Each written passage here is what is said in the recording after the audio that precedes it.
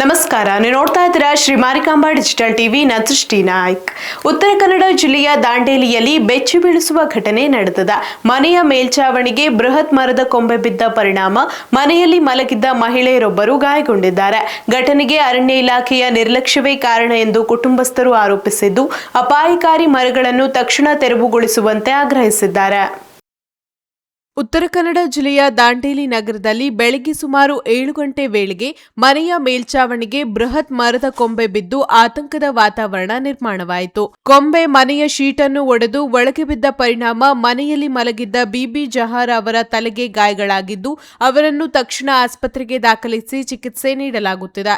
ಘಟನೆಯ ಬಳಿಕ ಕುಟುಂಬಸ್ಥರು ಅರಣ್ಯ ಇಲಾಖೆಯ ವಿರುದ್ಧ ತೀವ್ರ ಅಸಮಾಧಾನ ವ್ಯಕ್ತಪಡಿಸಿದ್ದಾರೆ. ಮನೆಯ ಪಕ್ಕದಲ್ಲಿರುವ ಅಪಾಯಕಾರಿ ಮರಗಳ ಬಗ್ಗೆ 5 ರಿಂದ 6 ತಿಂಗಳ ಹಿಂದೆಯೇ ಅರಣ್ಯ ಇಲಾಖೆಗೆ ಲಿಖಿತ ಮನವಿ ಸಲ್ಲಿಸಲಾಗಿತ್ತು. ಆದರೂ ಯಾವುದೇ ಕ್ರಮ ಕೈಗೊಳ್ಳದ ಕಾರಣ ಈ ಅವಘಡ ಸಂಭವಿಸಿದೆ ಎಂದು ಆರೋಪಿಸಿದೆ. ಅಧಿಕಾರಿಗಳ ನಿರ್ಲಕ್ಷ್ಯದಿಂದಲೇ ನನ್ನ ತಾಯಿಯ ಜೀವಕ್ಕೆ ಅಪಾಯ ಉಂಟಾಗಿದೆ ಎಂದು ಪುತ್ರ ಮೆಹಬೂಬ್ ಕಾಕರ್ ಆಕ್ರೋಶ ವ್ಯಕ್ತಪಡಿಸಿದ್ದಾರೆ.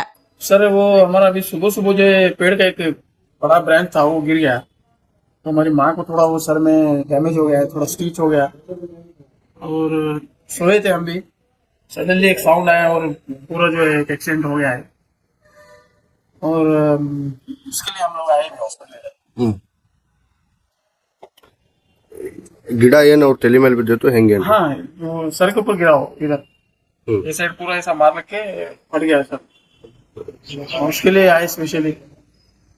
और बहुत दिन से मैं भी उसका अर्जी डाल के रखा था डिपार्टमेंट में, बट वो मेरे को अभी तक उसका कटिंग का अर्जी देने पेपर ही मिला नहीं मेरे, तो वो वजह से उसको कटिंग करने को ही मिला नहीं. मैं बोलते ही उनको कुछ ना कुछ बड़ा होता है सर उसमें मेरे को उसका एक लेटर दो, तो बहुत बार मैं रिक्वेस्ट किया बट अभी तक भी पेपर मेरे को मिला नहीं. 7 महीने हो गया मैं देख उनको पेपर. और मैं हर बार जाके रिक्वेस्ट ही किया उनको, वो बोल रहे मेरे को नहीं आगे से आना. हमको नहीं समझ में आ रहा वो साइन करने वाला किधर है, क्या उसको 3 महीना लगता है एक सिग्नेचर मारने को, क्या 6 महीना लगता है? हम लोग वो हमारा दिमाग वो काम नहीं कर रहा अभी तक.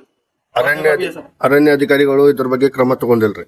ನೀವು ಮನವಿ ಕೊಟ್ಟಿದ್ದೀರಿ? ಹೋಗಲ್ಲಿ ಭೇಟಿ ಮಾಡಿನಿ ಸರ್, ಆದ್ರೆ ಎಷ್ಟು ಸಲ ಹೋಗಿ ಕೇಳಿದೆ, ನಮ್ ಪೇಪರ್ ಬಂದಿತ್ತು ಸರ್, ಪೇಪರ್ ಇನ್ನು ಬಂದಿಲ್ಲ ಬಂದ್ರೆ ನಿಮ್ಗೆ ಕಾಲ್ ಮಾಡ್ತೀನಿ ಅಂತ ನಂಬರ್ನು ತಗೊಂಡ್ರು. ಎಷ್ಟು ಸಲ ಹೋದೆ ಅಷ್ಟು ಸಲ ನಂಬರ್ನು ಕೊಟ್ಟು ಬಂದೀನಿ. ಸೊ ಹಿಂಗೆ ಆಗಿದೆ. ಈಗ ನೋಡ್ರಿ ಈಗ ದೊಡ್ಡ ಇಶ್ಯೂ ಆಗಿಬಿಟ್ಟಿದೆ ಅದು. ಇನ್ನಷ್ಟು ಅನಾಹುತ ಸಂಭವಿಸುವ ಮುನ್ನ ಮನೆಯ ಪಕ್ಕದಲ್ಲಿರುವ ಅಪಾಯಕಾರಿ ಮರಗಳು ಹಾಗೂ ತೆಂಗಿನ ಮರವನ್ನು ತಕ್ಷಣ ತೆರವುಗೊಳಿಸಬೇಕೆಂದು ಕುಟುಂಬ ಒತ್ತಾಯಿಸಿದೆ. ಮನೆಗಳಲ್ಲಿ ಮಕ್ಕಳು ಹಾಗೂ ವಯೋವೃದ್ಧರು ವಾಸಿಸುತ್ತಿರುವ ಹಿನ್ನೆಲೆಯಲ್ಲಿ ಸಾರ್ವಜನಿಕರು ಆತಂಕ ವ್ಯಕ್ತಪಡಿಸಿದ್ದು, ಸಂಬಂಧಿಸಿದ ಅಧಿಕಾರಿಗಳು ತುರ್ತು ಕ್ರಮ ಕೈಗೊಳ್ಳುವಂತೆ ಆಗ್ರಹಿಸಿದ್ದಾರೆ.